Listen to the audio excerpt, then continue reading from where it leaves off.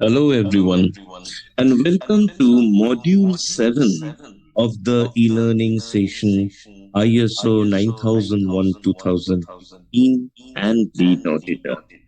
In Module 7, we are going to discuss about some case studies which are related to ISO 9001 2015 or ISO 9001 broadly across various organizations. ISO 9001, as you all by this time know, is the world's most recognized quality management standard. Implementing the standard can help you to continually monitor, manage, and improve quality across all operations in an organization. This can help you save money, increase profit, win more business, and satisfy more and more customers.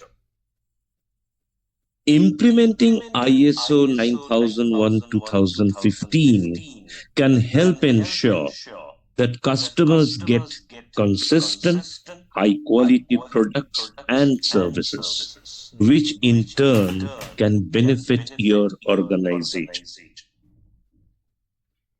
The following ISO 2000, ISO 9001 2015 case studies, which I am going to discuss with you, offer a look at the difference ISO 9001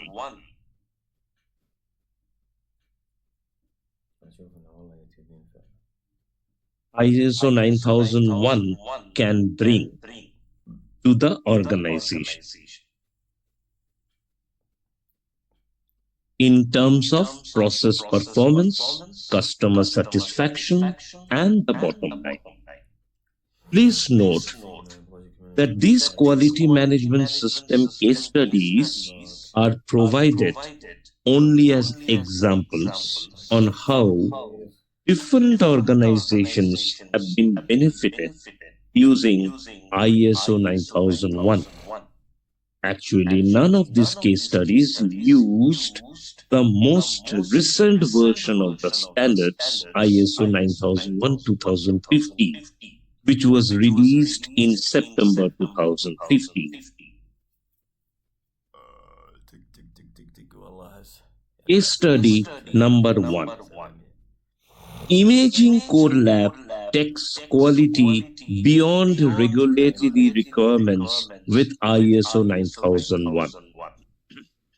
Medical Metrics Incorporated, MMI, had an existing quality management system structured to meet FDA regulations, but it was missing a framework to help drive organization-wide improvement.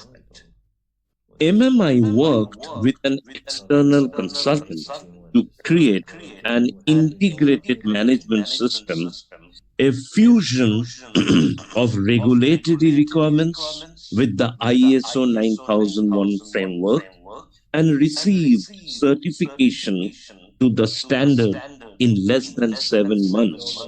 That means they prepared the quality management system or the business process management system in commensurate with the ISO 9001 standards, and they also got their certification in no time. MMI continues to make its quality management system stronger after passing the audit and getting the certification. Though MMI certification is recent, it is already seeing improvements to the timeliness of deliverables to their clinical trial sponsors.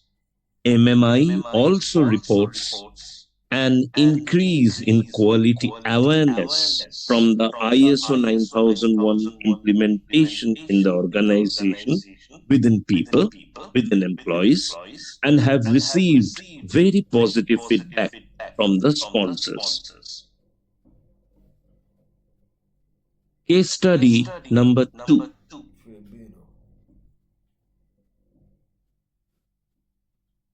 Geometrica builds ISO 9001 QMS on white tie. Geometrica, a manufacturer of domes and freestyle structures, used a wiki to document its ISO 9001-2008 quality management system.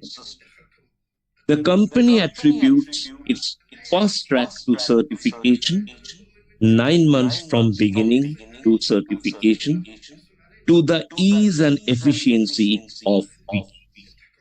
While the original goal was meeting ISO 9001-2008 requirements within the organization, the wiki now functions as a documentation of its integrated management system, which is nothing but the business process management system or the quality management system.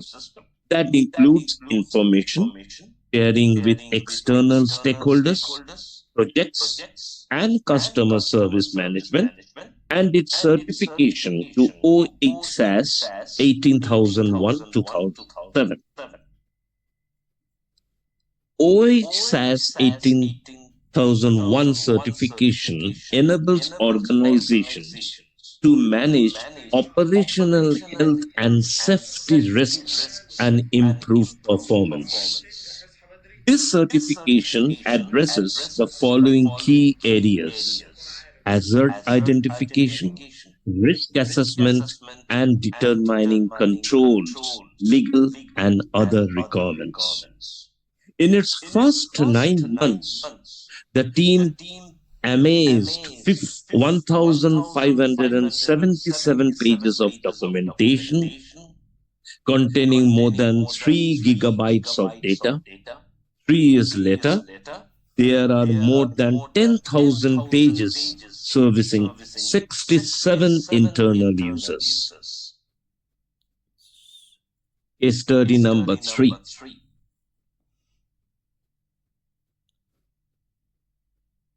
US Air Force earns high-flying results with quality management specification for suppliers.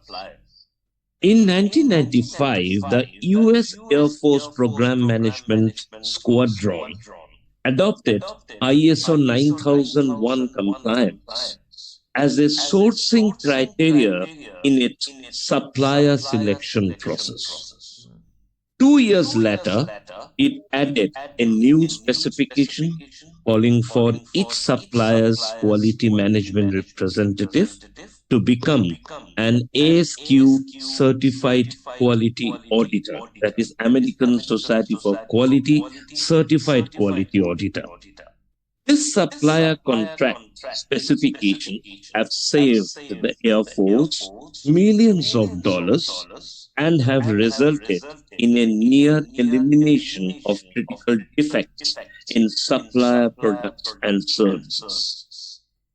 One of the major benefits realized is improved communication between the Air Force and its key suppliers, resulting in greater mission effectiveness.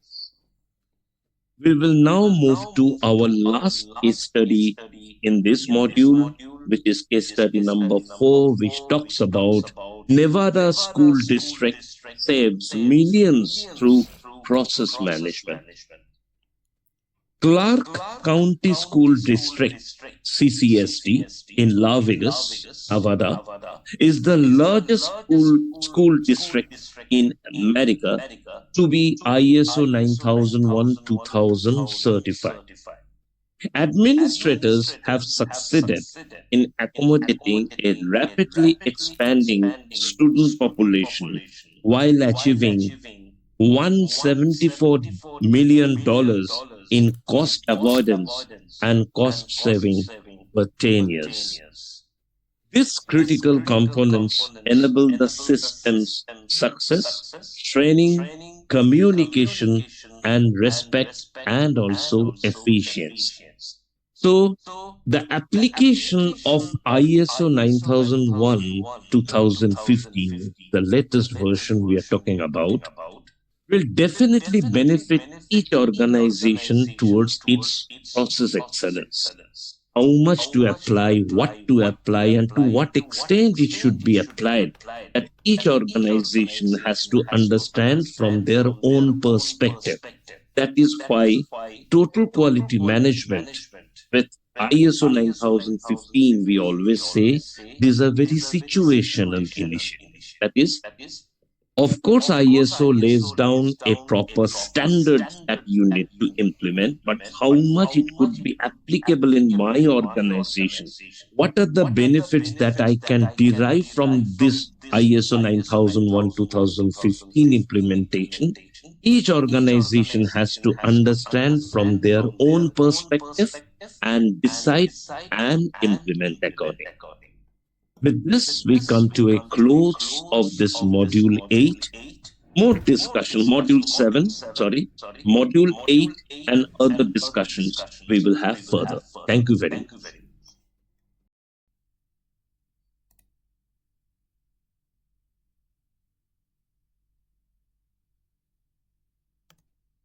Welcome to module 8 of our e-learning session ISO 9001 2015 and lead auditor. In module 8, we are going to display and discuss about some sample audit templates and some audit reports and other details. These are exclusively taken as some sample from an IT organization. So from those samples, templates and audit reports, we will try to frame an idea of how the different reports, the templates and the checklists can be used. Accordingly, based on different organizations, we have to adapt to that. Audit templates and reports are artifacts, as we know, during audits that serve as starting points for building audits and reporting the proceedings of the audit. As every audit is different, additional customization may be required as per each organization. Interface terms are customizable for different organizations, and fields and tabs are configurable. First, we will start our discussion on audit checklist. An audit checklist basically talks about what are the areas that each and every auditor should ideally concentrate upon during the audit. This is just a sample audit checklist. Based on different organizations, people have to assign their areas of audit. Some of the areas that we have stated over here in an audit checklist as a sample: mandatory checks. Some of the checks should be mandatory. It should be done irrespective of whatever audit you are doing. Next is contract initiation. Whenever a project is initiated, you can start with a contract initiation audit, project management, whether all the ingredients of a project management are properly being executed or done, application management, transition management. Many times we transition from the customer or from different other organizations. Whether the transition is done properly or effectively, that we can audit, followed by a contract closure. At the time of contract getting closed or a project getting closed, what are the audit requirements? We can also do an audit on requirement management, software engineering. Of course, as I said, this is a sample taken from an IT organization. Hence, we have a software engineering.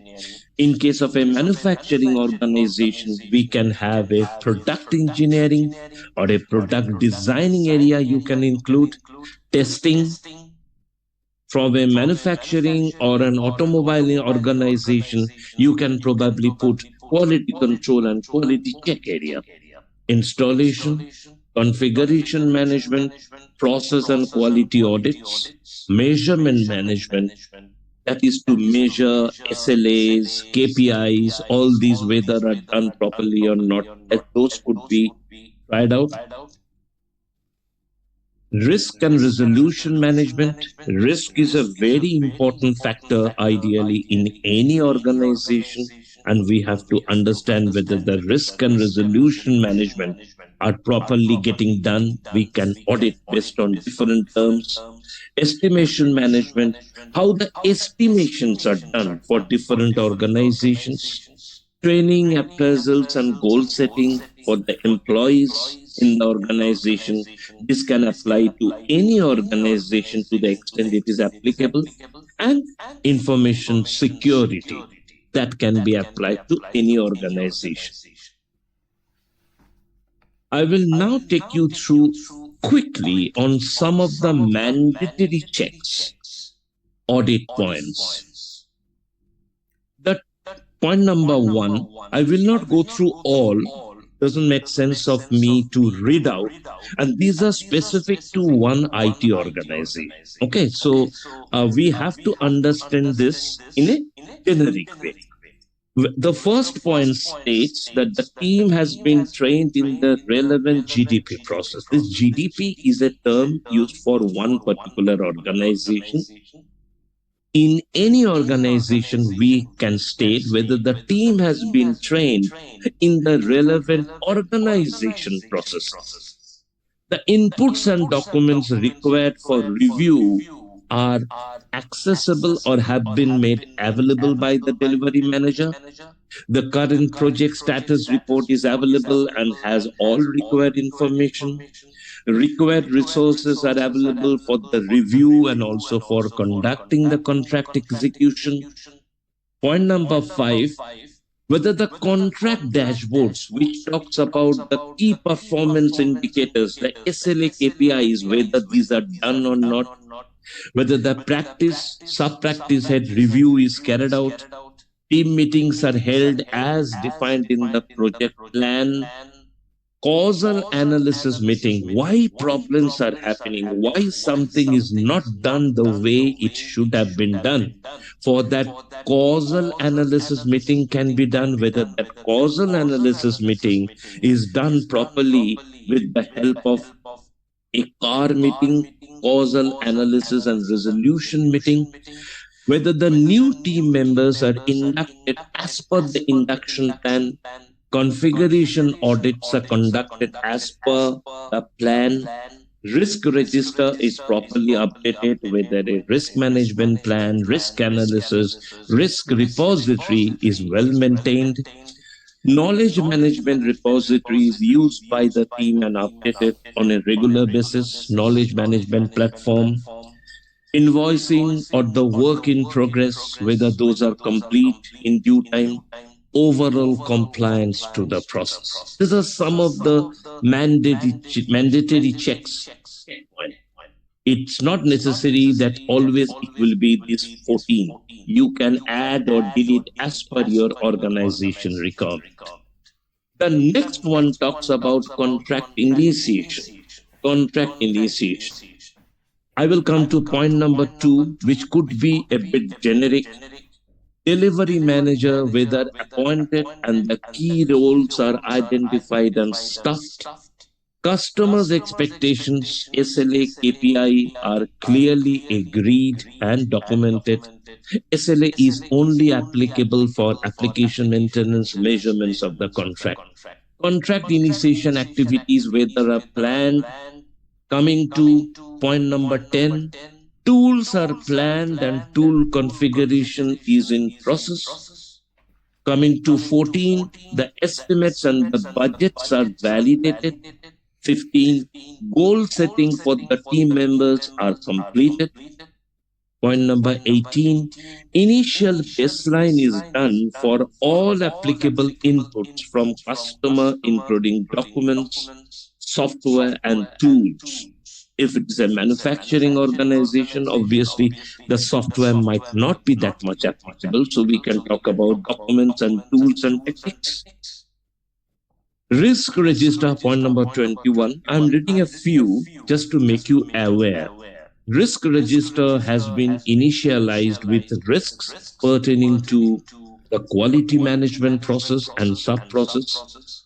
Statistical tools, if any, are configured for statistical process control, overall compliance for the process, M1 contract initiation. Now, this M1 contract initiation, it's not necessary that contract initiation area should always be defined by as M1. This is particular to an IT organization, as I have taken that sample. This audit checklist is being shown to you so that you people can have an idea. Okay, these are the contract initiation point which we can put in the contract initiation, if I may, subject to the applicability and the terms and terminologies that we have in our organization. So you can use it as a reference and prepare your own initiation checklist. Next is project management. Here also you see there are around 34 areas which I have put down for properly auditing and project management area. The first one, startup plan has been prepared and commitment sought from all stakeholders. Coming to 14, all actions identified as part of progress reports and reviews are tracked to closure. These are very common in nature. We can also go to step number 7, point number 7. The tasks are properly planned and milestone established according to the effort estimates for deliverables, adequate resources, whether assigned or not. Coming to point number 27, measurement plan has been updated for sub-process measurement under statistical management. Coming to 32, risks associated with not meeting the project quality goal and defect prevention goals are identified or not. And finally, the overall compliance with the process. The overall compliance in the process, that will always be one checkpoint in the audit checklist for that particular area. Coming to application management, whether the service delivery planning is documented as part of the ODP or the project plan. Point number 11, criteria for selecting deliverables to be included in a release are established. Again, I am saying this audit checklist is only for your reference. Based on this, you have to prepare your own audit checklist, how you want to add your audit points in your audit checklist, which should be at par with the organization initiative that you have. Point number 24, defect prediction models are used periodically. Risks associated, point number 25, with not meeting the project quality goals and the defect prevention goals are identified. 27, as I said, overall compliance of this process, M3. Audit checklist for a transition management. I am not going to read out each and every point. It's not making sense. You people can go through this. And if you feel transition management is applicable in your organization also, you can take this as a best and prepare your audit checklist for transition management in your organization. Coming to contract closure, similarly, whether a discharge document has been provided and agreed with the customer, post contract report has been produced, lessons learned documents are written and are added to the process database. These are very common areas. Ideally, whenever we do a contract, by contract here we mean project initiation, project closure. Whenever we have a project being initiated in a process oriented organization, ideally there should ideally be always a project plan to start with and a project closure report. Lessons learned documents are part of project closure. Coming to requirement management, The point number 14, you see, the requirement management tool, if you have any, as specified in the project plan, is used for capturing requirements. Point number 2, the technical architect and test manager roles are involved when the scope of the contract also includes the next steps of the contract.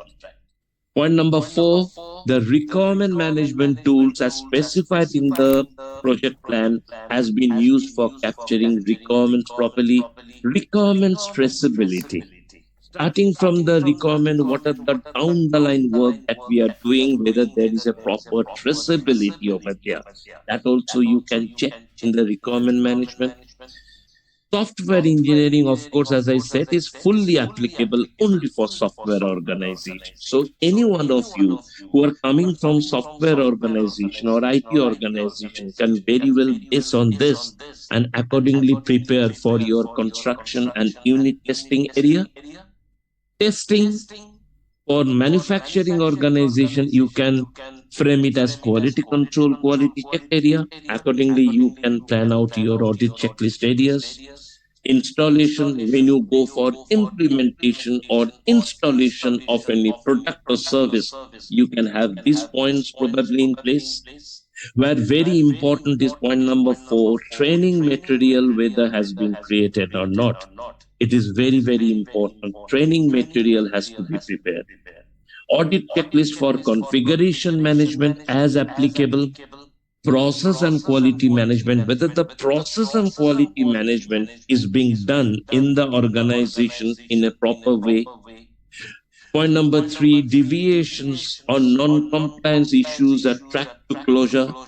Project SQA activities, that is a software quality assurance, internal quality audits, whether being reviewed properly or not. Point number 17, defects or non-conformances are tracked to closure. This we do in the process and quality audit. So we have to also ensure in the audit whether the process and quality management functions in the organization, that is also getting executed properly or not. Measurement management, whether the KPIs, SLAs are getting measured properly. If the KPIs are not getting met, whether effective measures are being taken for the improvements and accordingly tracked to closure. Risk and resolution management, it can be common across organizations. Any domains can have risk. So risk and resolution management areas, estimation management, appraisal and training and goal management, and information security. You can have it as per your organization's applicability. You can also audit on all this. After doing the complete audit, the lead auditor rather, will now prepare and lead auditor report. That is, they will first do the before using the audit checklist for the course of the audit.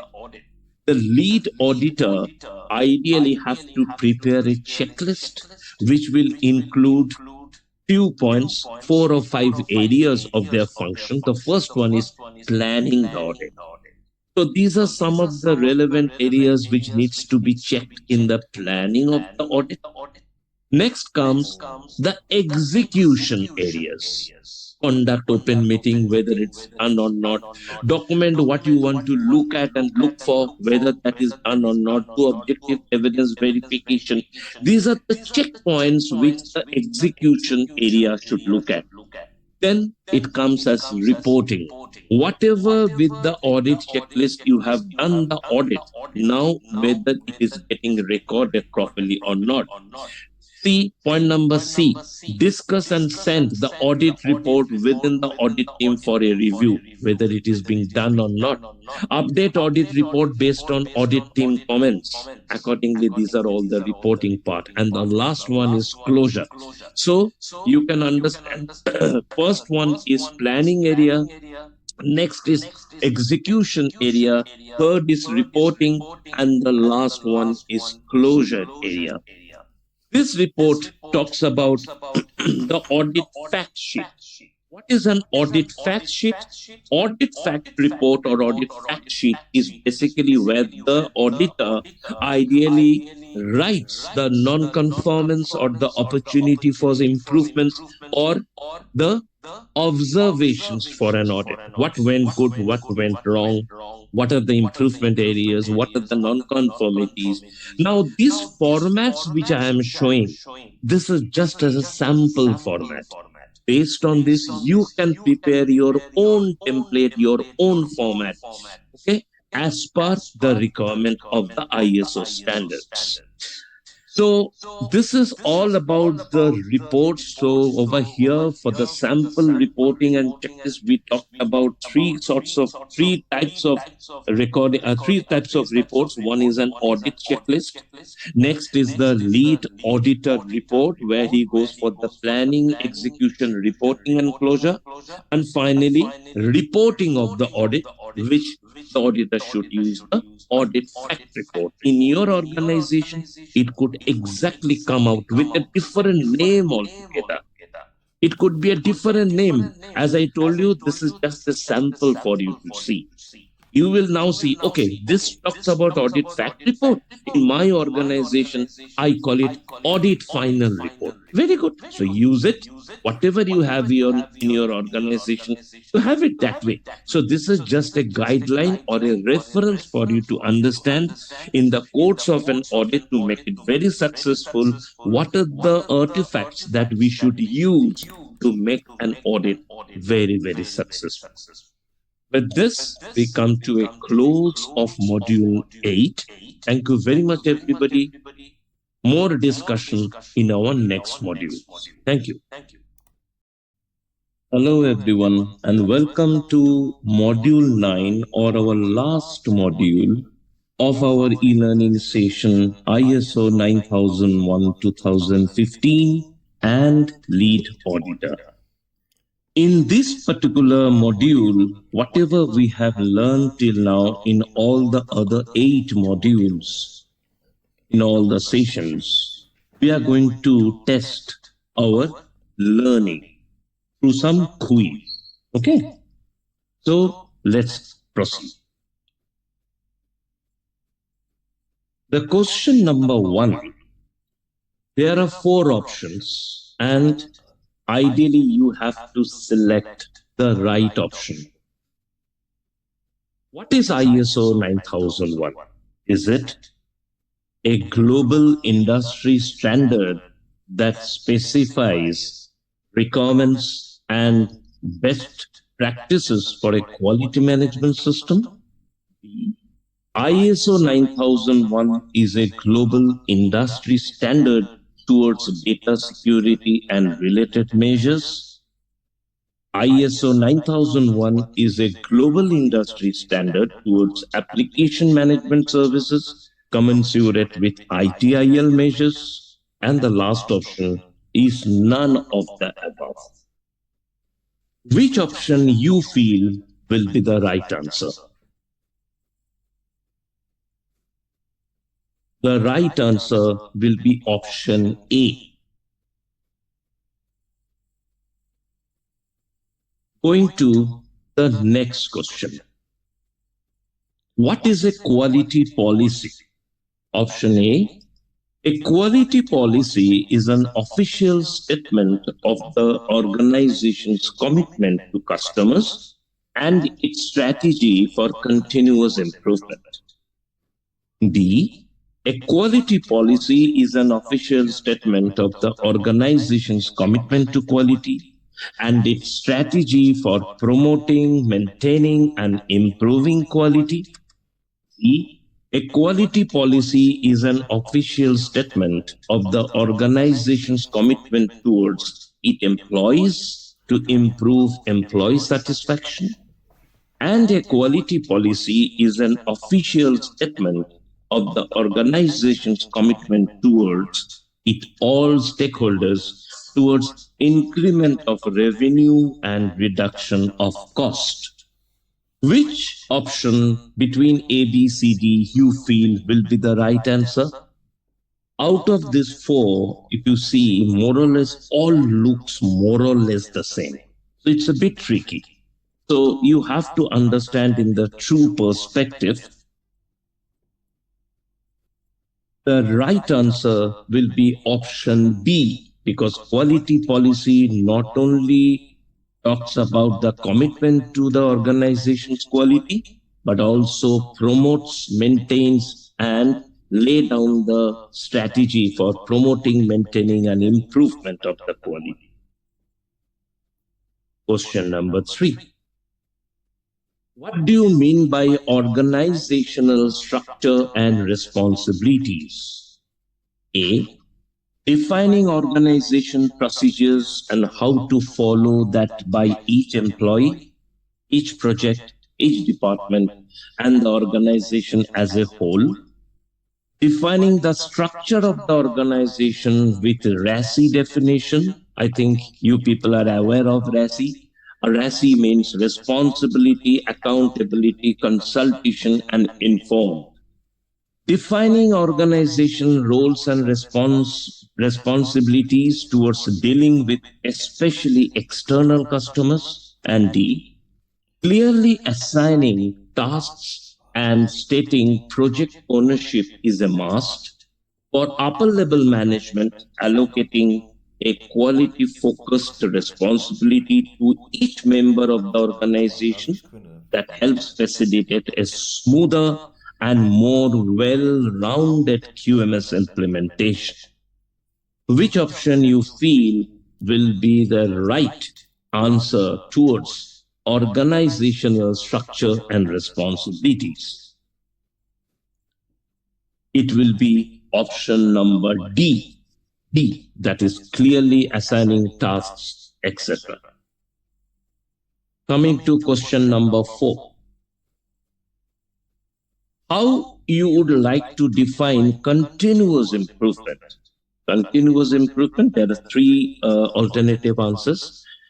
Continuous choices. Continuous improvement takes this step a step further towards drive improvement and sustain it, as it requires organizations to not only improve but to continue improving. Continuous improvement means doing improvement and identify the risks associated with each improvement. Continuous improvement identifies each improvement step and how to maintain those for at least 9 months, 3 quarters. Which option will be the right answer for continuous improvement? I personally think this one is pretty easy comparatively. The answer will be A. A will be the right answer for this. Coming to question number 5. What is exactly a process audit? What is exactly a process audit? Option A process audit is a highly focused inspection of internal systems, external systems, customer processes, and organizations.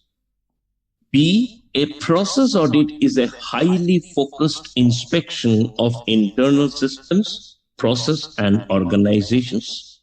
The purpose of process audits is to limit the assessment focus to specific procedures, routines, or specifications used in a designated business area, unit, or department.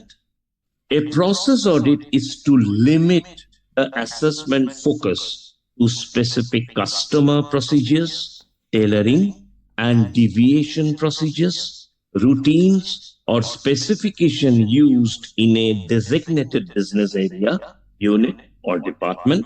And the last choice, a process audit is a highly focused inspection of internal systems, customer process, and improvements with stress on increase of revenue.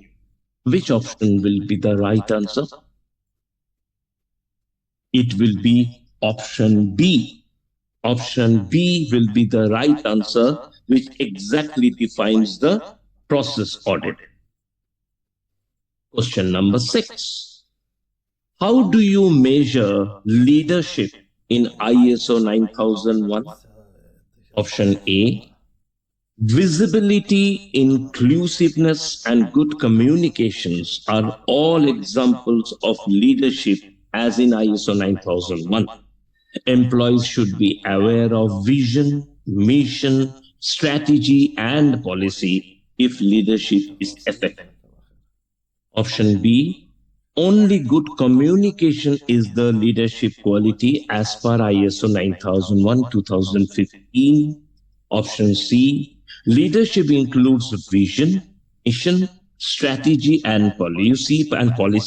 Communication is not necessarily required to make a leadership successful. And option D is none of the above. So which option you feel will be your right answer? The option is A. A will be the right answer, which measures leadership in ISO 9001. Question number 7. What are 6 quality procedures? I will read out. Option A. Quality procedures include quality manual, procedure for the control of documents, procedure for the control of records, procedure for the performance of internal audits, procedure for the control of non-conformity, and procedure for causal analysis for audit findings. Option B, quality procedures include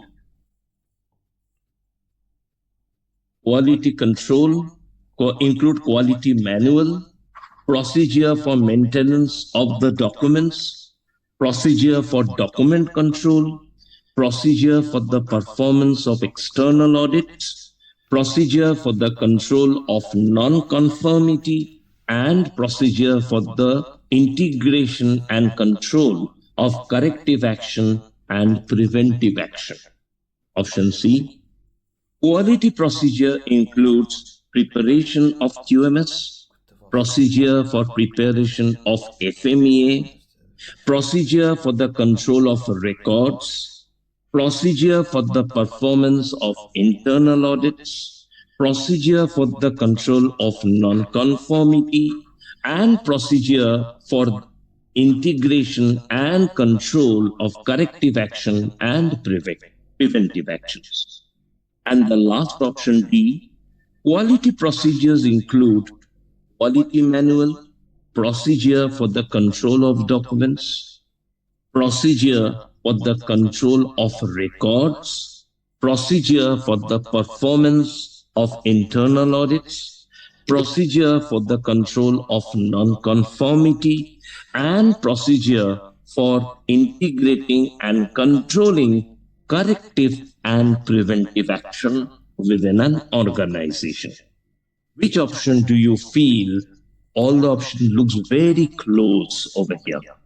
Still a bit tricky, but still I think you will be able to answer this. Which option will be the right answer? It is option D. Option D, the last option, is the right answer, which talks about the correct 6 quality procedures. Question number 8. What are the benefits of ISO 9001? A, increased efficiency, increased revenue, greater employee morale, international recognition, factual approach to decision making, better supplier relationship, improved record keeping, improved customer satisfaction, and continuous improvement. Option B, reduction of risks, reduction of cost, greater customer morale, international recognition, factual approach to decision making, better supplier relationships, improved record keeping, improved customer satisfaction, and continuous improvement. And C option, none of the above. Which option you feel will be the right answer, which defines the benefits of ISO 9001? It is option A. Option A. Question number 9. What an organization should follow towards the ISO 9001 certification preparation? A. Registrar's cost for ISO 9001 registration, surveillance and recertification audits. Current level of conformance with ISO 9001 requirements. C. Understand the gaps towards where they are and where they need to reach. D. Understand the voice of the customer, internal as well as external. E. Amount of resources that the company should dedicate to this project for development and implementation. F. Dedication from employees towards compliance handling. G. There are too many options. G. Amount of support that would be required from a consultant and the associated costs. H. None of the above A to G. I. All the above A to G. Which option you feel will be the correct answer, which talks about the steps the organizations ideally should follow towards ISO 9001 certification preparation?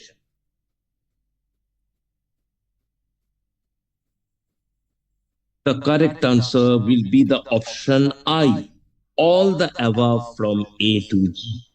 All the above. Question number 10. What is quality management system or QMS? A system, option A, it is a system in an ordered set of ideas, principles and theories, or chain of operations that produce specific results, and to be a chain of operations, the operations needed work together in a regular relationship. Edward Deming, one of our quality guru, defines a system as a series of functions or activities within an organization that work together for the aim of the organization. And ISO 9001 defines, option C, defines a quality management system as a set of interrelated or interacting processes that achieves the quality policy and the quality objectives. E, all the above are true, and E, only C is true. Which option will be the correct answer?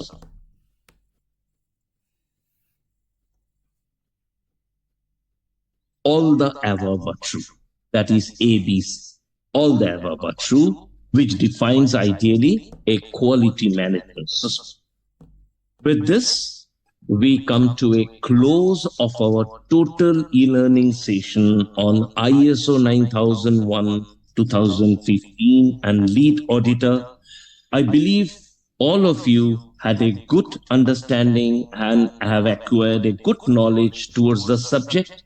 Thank you very much, and I wish you all the best. Thank you very much. Bye.